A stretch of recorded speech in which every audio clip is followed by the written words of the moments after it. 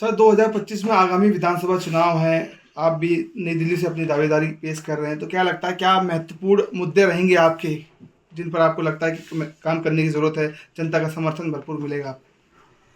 देखिए, मेरे लिए एक बहुत बड़ी जिम्मेदारी है और नई जिम्मेदारी है।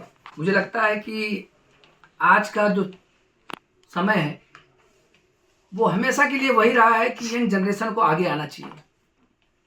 और मैं अपने आप को ये समझता हूँ कि एक एक मेरी अपना खुद का जो एक्सपीरियंस रहा है, एक पॉलिटिक्स को देखा है, पॉलिटिक्स को समझा है, उन सबको देख करके जो मैंने अपना एक निर्णय लिया है कि कैसे हमें आगे बढ़ करके एक हमने अपने अधिवक्ताओं के लिए, उन लोगों के लिए, उनको उनके बेहतरी के लिए हमें जो काम किया, अब हमें ये लगा कि हमें अब बाहर जा कर के उन लोगों के लिए मदद करनी है, उन लोगों के साथ रहना है जो वाकई में आज की जो समस्या है वो आज की नहीं है, वो बरसों की समस्या है।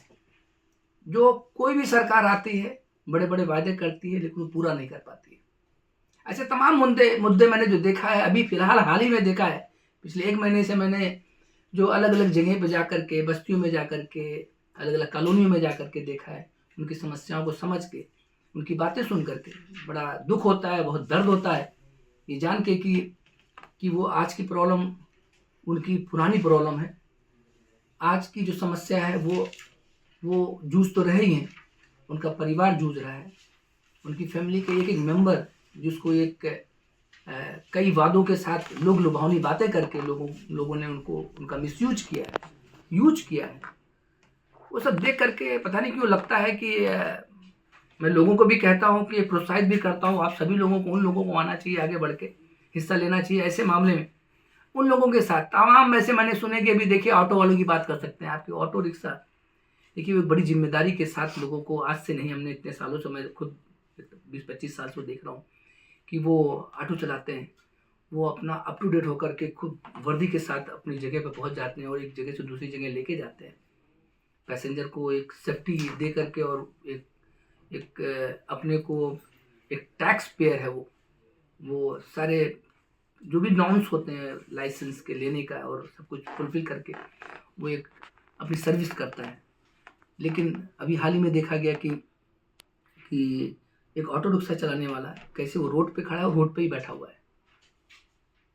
जो उसकी समस्या है उस समस्या का समाधान नहीं हुआ, सरकार ने नहीं किया, और उन सरकारों की गलती रही और अभी मौजूदा सरकार की भी गलती रही जिन्होंने वादे किए कि हम आएंगे तो आपको आपके परिवार की सुरक्षित तरीके से, आप उसकी एजुकेशन से लेकर के आपके नए नए स्कीमें ला करके, और भी आपको आपके परिवार की जिम्मेदारी हम लेते हैं, ये कह करके उनको फिर से उनको एक सरकार बनाने का जिम्मा दिया और उसको बखूबी एक ऑटो वाले ने एक मुख्यमंत्री बनाया अरविंद केजरीवाल जी को।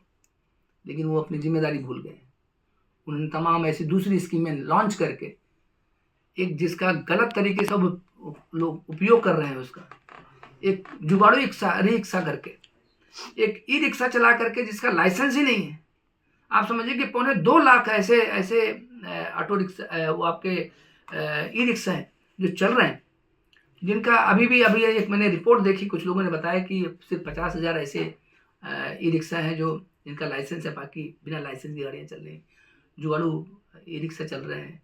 तमाम ऐसे ये जो आपके बाइक टैक्सी वाले हैं उनका कोई वेरिफिकेशन नहीं है, उनका वो प्राइवेट बाइक चलाते हैं, जिसकी वजह से आए दिन कोई ना कोई रिस्क होता है, जान माल का खतरा रहता है। ये एक तरीके की एक समस्या है जो आज भी जूझ रहे हैं, लोग सड़कों पे आ गए हैं, लोगों की एक तरीके से लोग चिट्ठी पे चिट्ठी, लोग ऐसा कहीं ना कहीं अप्रोच कर रहे हैं, दर दर भटक रहे हैं, ट्रांसपोर्ट डिपार्टमेंट जा रहे हैं, सरकार से गुहार लगा रहे हैं, लेकिन उसकी सुनवाई नहीं हो रही। अब आप आ जाइए कि तमाम ऐसे मलिन बस्तियां हैं, तमाम ऐसी बस्तियां हैं, तमाम ऐसे झुग्गी झोपड़ियां हैं जिनकी उम्मीदें थी कि सरकार से, कि वो सरकार आएगी, ऐसी सरकार आएगी जो लगा कि वो एक हम लोगों के बारे में सोचती है, हमारी ज़रूरतों के बारे में सोचती है, तो उससे उम्मीद थी। और उस उम्मीद का भी आप समझिए कि कैसे उनकी उम्मीद वहीं की धरी रह गई जब मैंने देखा कि वहाँ पे एक झुग्गी वहाँ से हटा करके कहीं और उसको विस्थापित किया जा रहा है, जिनको उनको प्रॉपर तरीके से घर नहीं दिया जा रहा है, उनको जितनी जगह चाहिए उतनी जगह नहीं मिल रही है, उनको वो एक जगह से जहाँ वो काम करते हैं, अपना एक रोजगार करते हैं, जहाँ उनको रोजगार मिलने की संभावना हमेशा रहती है, और जहाँ पे रोजगार लेकर के 20, 25, 30 साल से 40 साल से वहाँ पे लोग बसे हुए हैं, वहाँ से हटाया जा रहा है। वहाँ की तमाम समस्याएं ऐसी हैं, जो पानी की समस्या है, बिजली की समस्या है, ऐसी समस्याओं का कभी समाधान ही नहीं हुआ। गंदे पानी आ रहे हैं। एजुकेशन जो है, जो बच्चे ले रहे हैं, उनकी एजुकेशन में कहीं कोई इस तरीके से, मैं आपको बताऊं, एजुकेशन की बात करते हैं अभी हाल आप देख रहे होंगे कि जिस तरीके का मामला है आज अरविंद केजरीवाल जी जेल की सलाखों में, किस वजह से? यही तो कहते हैं कि मुझे ईडी ने फंसाया है, मुझे सीबीआई ने फंसाया है, यही तो कहते हैं। अब ईडी और सीबीआई एक अपनी इन्वेस्टिगेटिंग एजेंसी के तौर पे वो जो अपना इन्वेस्टिगेशन करके जिस भी जगह पे जो भी जिस अंजाम पे पहुंच करके अगर कोई किसी मामले की तह तक पहुंचना चाहता है, वो अपना अपना काम कर रही है। वो उसका अपना काम है कि कोई मामला अगर ऐसा बनता है, कोई स्कैम होता है, तो उसका उजागर अगर होता है तो उसका इन्वेस्टिगेशन करके कोर्ट में चीज़ों को सबमिट करना उसका काम है। लेकिन आप ये भी देखिए कि अगर आप ये कहते हैं कि कोई फंसा रहा है, तो आप किस लिए फंसाए गए, आपको ये भी देखना है। आपको एक शराब नीति में, आपको एक लीगल स्कैम में आप इन्वॉल्व थे, इसलिए आप पे इंक्वायरी हो रही है, इसलिए आप पे इन्वेस्टिगेशन हो रही है। तो इन्वेस्टिगेशन जो हो रहा है वो किसी एजुकेशन की पॉलिसी पे नहीं था, ऐसी चीज पे था कि जिसको जो एक बुराई है, एक सामाजिक बुराई है। शराब पीना, आज भी आप जब शराब के बोतलों में लिखा हुआ देखते हैं या बार बार आप एडवर्टीजमेंट देते हैं, लोगों से कहते हैं, हम आप एक दूसरे को यही अवेयरनेस तो देते हैं, जागरूक करते हैं कि शराब नहीं पीना चाहिए। लेकिन आपने सबसे पहले वो नीति जिसमें आपको लगा कि इसमें हम कुछ इसमें चांसेस ज़्यादा है काम करने के, इसमें लगता है कि आपको कुछ कमीशन ज़्यादा मिल सकता है, तो उसको आपने बढ़ावा दिया। एक तरफ आप शिक्षा की बात करते हैं, दूसरी तरफ बोतल की बात करते हैं। उन जनरेशन के लिए, उन न्यू जनरेशन के लिए आप ये बात कर रहे हैं कि अगर आप कहते हैं कि मैं एजुकेशन को स्ट्रॉन्ग कर रहा हूं, मजबूत कर रहा हूं, दूसरी तरफ एक हाथ में उसको आपने बोतल दिया। आने वाली जनरेशन क्या करेगी, कहां जाएगी? वो जो चीज आपको रोकना था, जिस काम को आपको रोकने के लिए आपको बनाया गया था, आज उसी चीज में आप लिप्त हो गए। क्या ऐसी चीज आन पड़ी थी कि जिसकी वजह से आपको कोई लिकर पॉलिसी बनानी पड़ी? आपको एक बोतल पे दूसरी बोतल फ्री है, लंबी लाइन लगा करके आपको लेना है, इसकी जरूरत क्या आन पड़ी? घर में, कॉलोनी में आपको लिकर शॉप खोलने हैं, इसकी क्या जरूरत पड़ी? बार का टाइम आगे बढ़ाना है, एक्सटेंड करना है, उसकी क्या जरूरत थी? आप जब ऐसे मामले, जब मामले बनते हैं और इन चीज़ों को आप बढ़ावा देते हैं, तो देखिए समाज है, समाज को कैसे सुचारू रूप से चलाना है, कैसे आपको यहाँ पे सामाजिक तौर से लोगों को सुदृढ़ करना है। एजुकेशन की आप बात करते हैं, लेकिन आप दूसरा पहलू भी देखिए। आप वहां क्या रोल था आपका? आप उसकी जगह पे ये कहते कि नहीं, शराबबंदी की बात करते तो समझ में आता। शराबबंदी से आप कितनी चीजें रोकथाम कर सकते थे, एक परिवार को बचा सकते थे, बीमारी को बचा सकते थे, क्राइम को कम कर सकते थे, लेकिन नहीं किया आपने फायदे देखे अपने। आप अपना जब फायदा देखेंगे तो फिर तो संदेह होगा, फिर तो समाज में जो सामाजिक लोग हैं, जिनको ये समझना है कि क्या बुराइयां क्या अच्छाइयां, अगर बुराइयां और अच्छाइयां आपको नहीं पता है, और अगर उस पर भी अगर आपको अपनी सुप्रीमेसी दिखाई देगी, तो मुझे लगता है कि आप भी उसी राजनीति में है, उसी पॉलिटिक्स में है। लेकिन सर, जनता का क्या करें? जनता तो आज भी अरविंद केजरीवाल को अपना मसीहा मानती है, और आप उनके खिलाफ दावेदारी की बात कर रहे हैं। उन्हीं की विधानसभा से लड़ना चाह रहे हैं, चुनाव लड़ेंगे, और उन्हीं के खिलाफ आप एक इनडायरेक्ट उनको चैलेंज दे रहे हैं। बिल्कुल, देखिए वो आंदोलन से निकले हुए आदमी, उनकी जो पहचान थी, उनकी जो इमेज थी, हमने भी उसी आंदोलन को सपोर्ट किया।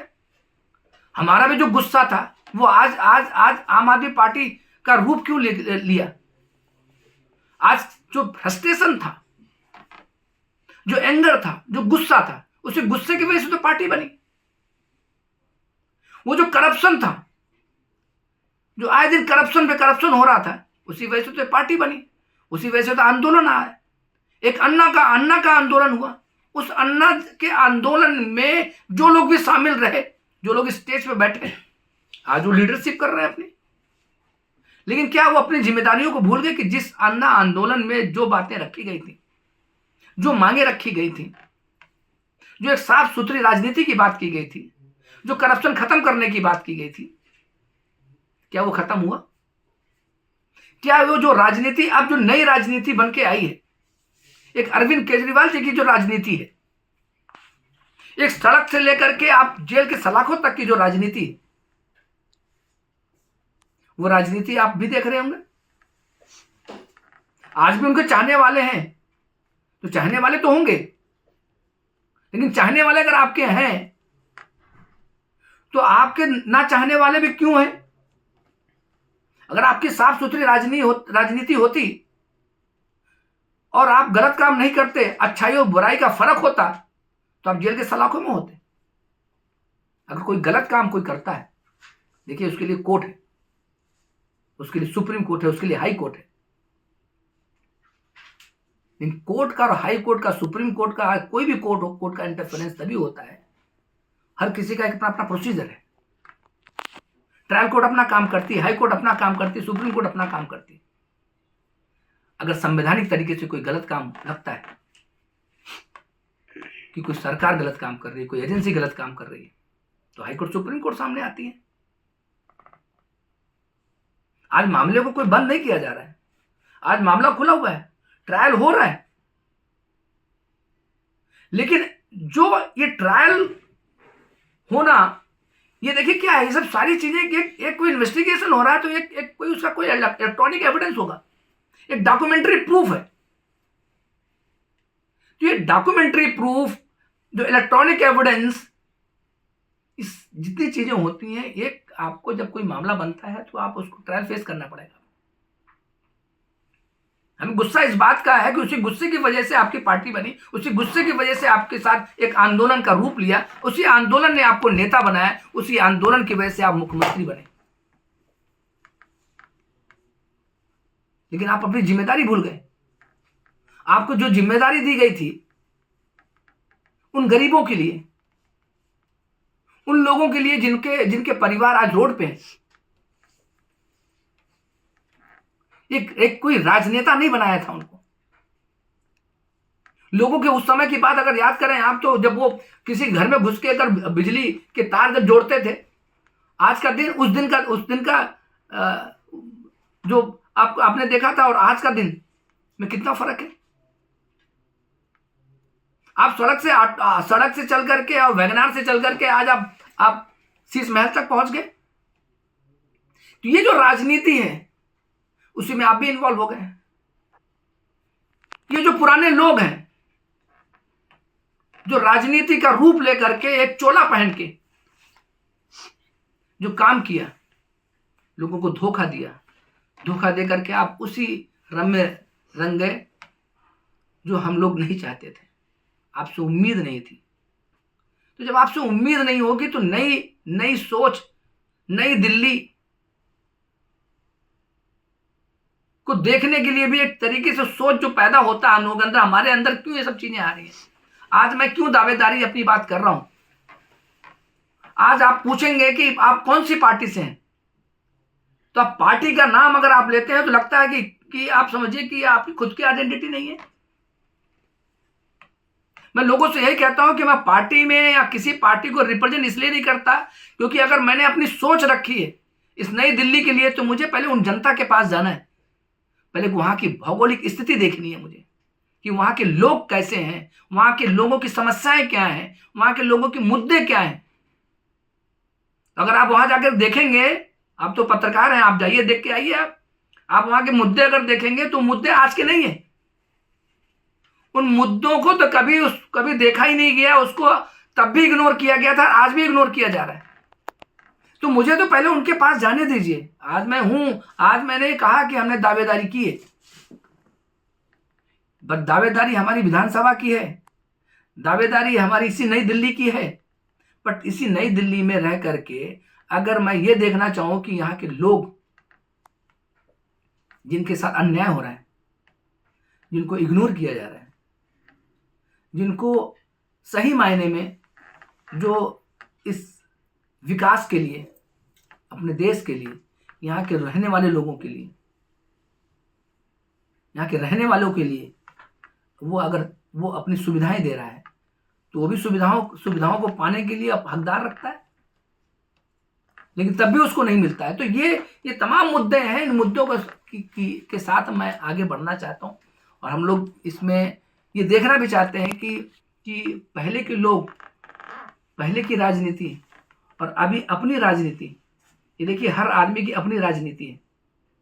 तो राजनीति में आपको कितना इंटरेस्ट आता है वो देखना है, आपको किस तरीके से लोगों की, जनता के साथ जाकर के उनके कामों को कितनी वरीयता देना है ये देखना है आपको।